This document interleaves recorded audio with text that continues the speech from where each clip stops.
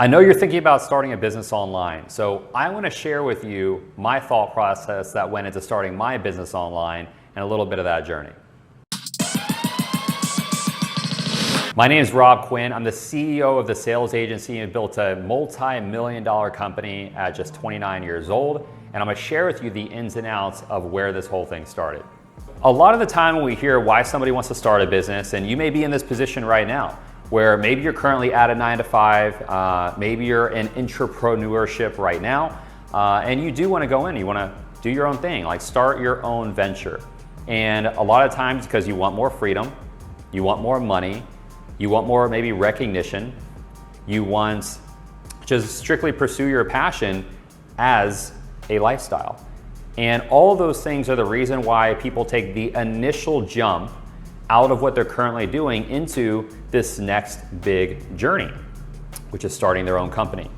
So what I want to do here today is be able to share with you some different perspective based on my story and what this looked like when I started this thing, the sales agency, back in September of 2017, and really what that looked like and the evolution. When I did first get out of the 9-to-5 workplace, and I did realize that I was being restricted in a lot of different ways, some other circumstance actually forced me out of the workplace, and I didn't have much of a choice. I had to go look for another job, right? So I was being let go. There was a lot of controversy around it. It was a big thing. And for me, I knew at that point in time, because I had done well with that company, right? Maybe you're in this place too, where you've done really well with the company that you're with, and you're experiencing like maybe a high level of success, whether it's recognition, it's pay, whatever. For me, I was doing that. President's Club, 6 figures a year. I was 24 years old, just a sales rep, I guess 25 at that point. And I was just a sales rep, right? And I had always done well in sales. I did 6 President's Clubs in sales, between selling vacuums door to door for Kirby, selling gym memberships for a company called Lifetime, and then working for a company called the Yellow Pages, selling digital marketing for them. So I had always done well in sales and always received the recognition, always received the higher earning income for my age bracket. And at this point in time, I was faced with a crossroads where I had to figure out, do I want to go work and take my skill set to another company, or do I want to launch my own company? And initially when I launched the sales agency in September of 2017, I did it for, I kind of out of necessity. I didn't have much of a choice. It was do that or go somewhere else. But when I launched it, and my purpose for launching it wasn't nearly as clear as it is now for why we've sustained it and grown it to the multiple 7 figures a year like we have. And when I first launched it, it was for those same reasons, right? I want to be able to make more. I want to be able to just pursue sales and sales alone as a standalone skill set I can teach people. I didn't want to be restricted to my potential. I didn't want to deal with people I don't like. I didn't want to have to show up to an office. I didn't want to have to ask to take off certain days. There were all these things that I thought about, and that's why I left. Or again, out of necessity, but that's one of the drivers of why I started the company. And when that happened, it took me, I would say probably 2 years before I really realized that growing a company had nothing to do with those initial things. And the more I stayed in the sales agency and growing this company, I realized that if you're going to grow a company, make sure that you focus on what's the need in the market, and can you solve a need in the market? It doesn't matter how extreme it is. It doesn't matter how small it is, if that's your definition of what you're solving. None of that really matters. You just have to pursue it, make sure it's something that you're educated in. And there is always a way to create a high level of income from that skill set, right? Whether that's you going in, you love cutting hair, and you want to go learn how to cut hair, your obvious limitation to that business is going to be you're trading time for money.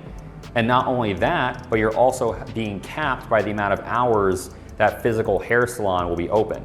So you do have a legitimate earning cap, even if you increase your rates and bring on only high-level clientele. Like that's your obvious ceiling on that type of business.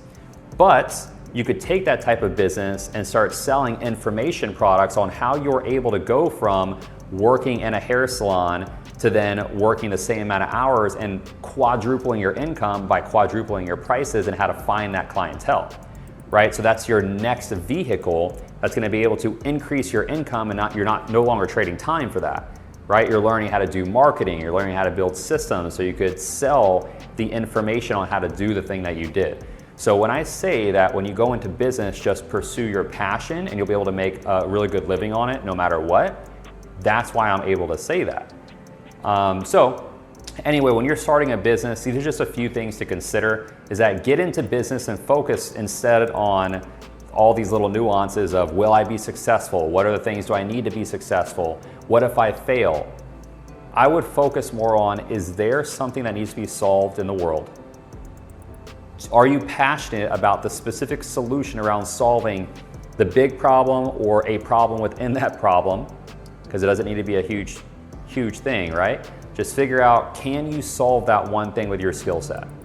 If you only focus on that and focus on honing in that talent and having enough conversations with people, right? There's so many ways to do that. You could cold call people off of Google.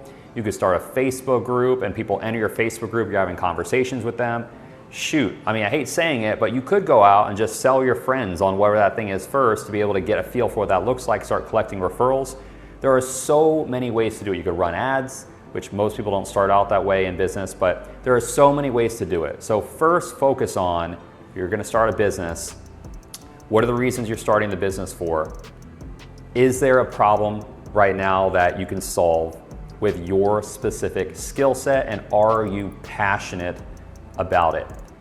Because you will evolve as a person, right? Your business model will eventually change into one thing or another, maybe hold the same concept of what you're solving, but it will evolve into something more if you continue to grow it. So all those things are down the road. Right now, focus on one thing. Is there a problem to be solved?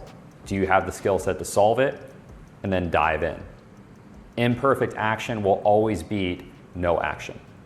So I hope this video was helpful for you if you're deciding, should I start a business? What should that look like? And then this helps you take the imperfect action necessary to be successful.